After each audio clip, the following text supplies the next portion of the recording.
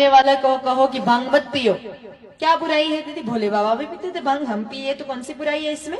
ये तो भोले बाबा का प्रसाद है। आप में से कई सारे लोग गटकते होंगे भोले बाबा के प्रसाद के नाम पर महाशिवरात्रि के दिन ग्लास भर भर के। मुझे पहले तो वो ग्रंथ बता दो जिसमें ये लिखा है कि भोले बाबा भंग पीते थे। कौन सा शास्त्र ये कहता है कि भोले बाबा भंग पीते हैं? किस शास्त्र में ये लिखा है कि भोले बाबा भंग पीते थे? हमारे गुरुदेव भगवान ने 4 वेद, 6 शास्त्र, 18 पुराण, श्रुतियां, स्मृतियां, लघु बृहद जितने भी ग्रंथ हैं सबका अध्ययन कर लिया, कहीं नहीं लिखा है कि भोले बाबा भंग पीते थे। हमने भी इस चक्कर में शिव पुराण पूरी खंगाल के देख ली, कहीं नहीं लिखा है कि भोले बाबा भंग पीते थे।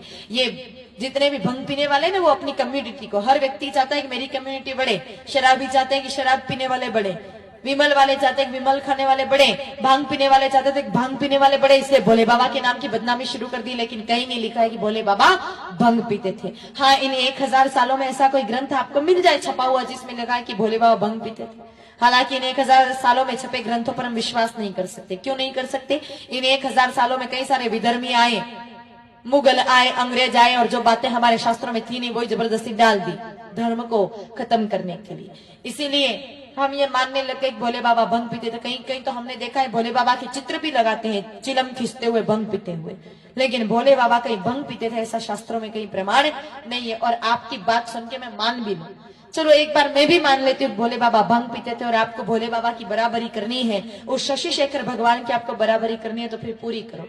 भोले बाबा हलाहल विष भी पीते थे, थोड़ा घूंट तो घूंट आप भी चला दो जहर की।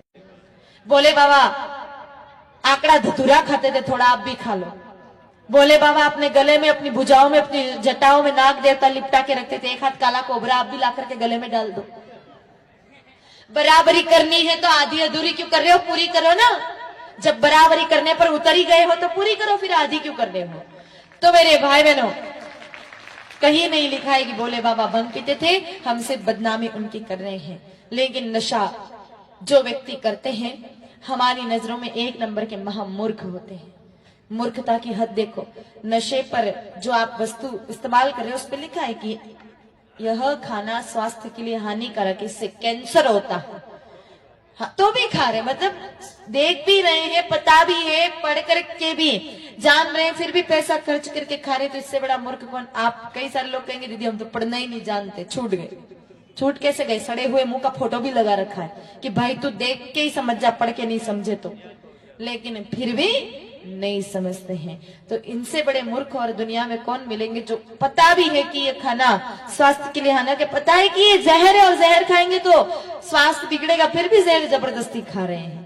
तो ऐसा नशा बिल्कुल भी नहीं करना चाहिए। और फिर भी आप कहो कि दीदी हमारे तो छूटे ही कौन नहीं। कई सारे ऐसे लोग हैं कि हमारे तो छूटे ही नहीं। छोड़ना चाहे तो हमारे घर बार छूट गए, आपके नशा क्या नहीं छूटेगा? छोड़ना चाहे तो सब छूट सकता है, बस मन में दृढ़ संकल्प करना है। और देखो नशा